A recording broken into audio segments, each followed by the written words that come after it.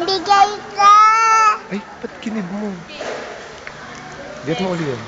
Kapag tinignan ng isang bata, siya ay nagiging kasapi ng malaking pamilya ng Diyos na tinatawag natin simbahan.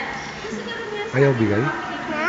Borrow niya lang, borrow. simbahan, usually ang tinutukoy natin ay tinutukoy sa physical na struktura. So tama din po yun na simbahan din po ito.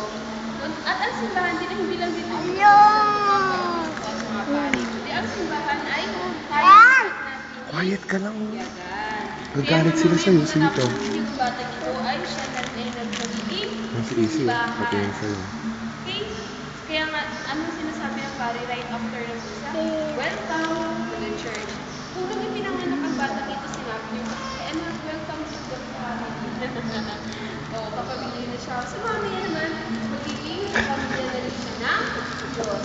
Ng simbahan na tinatawag natin malaking pamilya ng Diyos. Okay? Parang itinatag na sa simbahan, hindi naman siya ng molektar. Kundi ang simbahan ay itinatag na sa Nagamit tayo isa na lang. Stol, tao. Sito. Tapos yun yung kaya nga ang simbahan ay para sa lahat. Oh! At nag-iisa lang yung simbahan sa Tatak ng Kristo. The Roman Catholic Church, nag-iisa lang yun.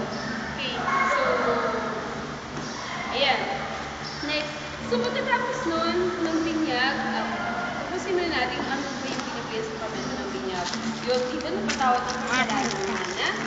Then, ang bata ay nakikibahagi sa buhay ng Diyos. Kaya nga mamaya right after ng binyag, eto yung simula ng buhay kabanalan ng bata. Ibig sabihin wala na siyang kasalanan.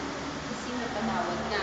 Then, meron na siyang, kapag nabinyagan ng isang tao, meron na siyang karapatan para tanggapin pa yung iba pang sakramento. Halimbawa, ano yung sakramento ng kumpisal? Ang sakramento ng kumpisal, dito naman nakakatawad ang ating kasalanan pagkatapos na tayo ay mabinyagan. Halimbawa, yung bata, the age of 7 years old, magkakalaman na siya.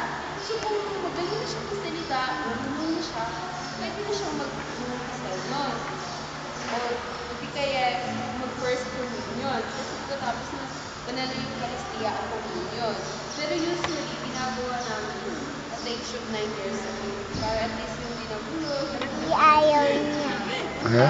Ayaw. Hingi ka na lang kay Tito Mel. Para alam Yan, niya oh. na. Wala tayo. Alam niyo, na, kaya binigay sa atin yung Jesus. Sige, tapusin ko dito. Banal na yung Eucharistia, kumpil. Kaya nga sa April 18, may kumpilan tayo. Dito masadlan pinatatag bilang isang Kristiyano. Sa pamento ng kasal, halaga ko para sa mag-asawa, magpapari at magpapahid ng langis sa may sakit. Okay. Bakit mahalaga ang mga sakramento? Alam niyo, minsan, Thank you ka. nadidelay lang. Halimbawa, nagwento na lang dito. Sabi ganun, may, ano daw yung pamangkin niya, talagang pinatagal pa yung binyag kasi pinatiit ko na yung paghanda. Alam niyo nang tinitigan si Jesus, wala naman siya nanday. Tayo lang magpapauso nun. Sana hindi ito yung magiging hadlang para tanggapin natin yung mga sakramento. Halimbawa, kayong mag-asawa, ikakasal kayo. Okay. Hindi naman siya kailangan talagang mabogna eh. Kaya lang naman yung nagpapauso na ano. Actually, labas na yung brief mo. Ikakasal. Di mo lang Yeah. sasakar. Ang halaga doon, nag-exchange kayo ng vows na mamahalin kita sa hirap at limawa. Okay? So, ganun, exchange of vows, yun ang importante, doon yung tanggapin ng sakramento, hindi yung handa. Physical lang yun eh. Ang mahalaga yung matanggap mo yung grasya ng Diyos. Kasi lahat ng sakramento ay nagbibigay sa atin ng gaya. Kung hindi nyo mabarko, itabi nyo na lang yun, di ba? Itabi nyo lang. Para in the future, mayroon nang magdudukot. Di ba? Gusto niya, mas maganda pa nga yung simple. Diba? Kung si Kristo, ang nagbigay sa atin ng napakagandang halimbawa ng buhay na hindi nakakasakit ng ulo. Si Kristo, si Jesus, saan ba pinanganak si Jesus? Sa Sabat, di ba? Oo, walang bastos. Napakasimple. Minsan tayo lang gumagawa, nagiging nagpapahirap sa sarili natin, ginagawa natin komplikado. Yung isang napakasimpleng bagay. Okay? So sana ang mahalaga dito na natanggap natin ang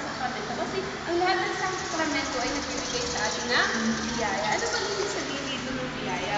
Ang biyaya ay hindi lang yung mga good things na nangyayari sa buhay natin, kundi yung presensya ng Diyos sa atin. Kapag nasa atin kasi yung presensya ng Diyos, ibig sabihin mo, nasa liwanag tayo, di ba? So, malinaw sa'yo kung ano yung nararapat mong gawin. Ay, hindi ko ito gagawin kasi masasaktan ko yung asawa ko. Di ba? Magiging smooth yung relationship. Ito yung nakakabuti sa anak ko, ito yung gagawin ko. Pero pag ikaw ay nasa, nasa katiliman ka, di ba? Or, alam mo, ito na pala ay, nagbubuho kami, hindi mo ba alam? Bulsa na. Or, nakakasakit ka na ng tao, hindi mo pa rin. Bulsa na muna. Hindi ka aware, di ba? Kasi nasa katiliman ka. Pero kapag nasa Ate yan? Tago lang ni ate. Gumawa ng mabuti sa kabila ng masalimuot at makasalanan. At yun ang dahilan kung bakit iniwan ni Jesus o itinatag ni Jesus Suwain ang mo. mga sakramento para Wag pabalikin mo sira. ang tao. Kiss Kaya ka? kung gusto natin makatanggap ng grasya, halimbawa mapatawad ang kasalanan natin, hindi solusyon yung maglalakad ka, pupunta ng antipolo, yun ay devotion lamang.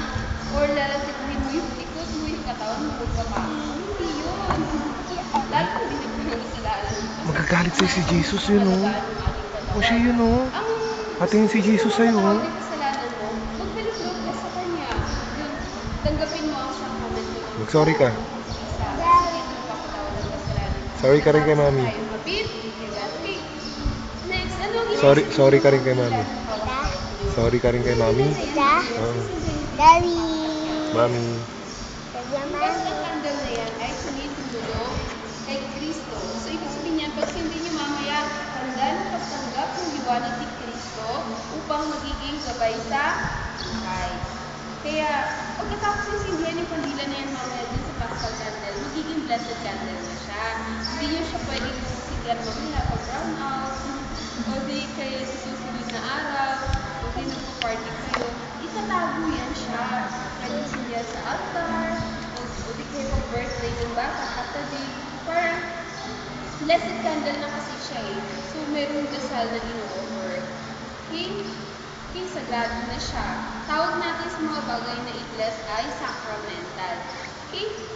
Then, puting damit. Bakit puti ang pinapasuot sa batang tinitiligan? Ibig sabihin kasi niya, napatawag na yung kanyang kasalanan. Actually, yung hindi siya sinusuot, isinusuot sa kanya, right after na mabuhusan siya ng tubig.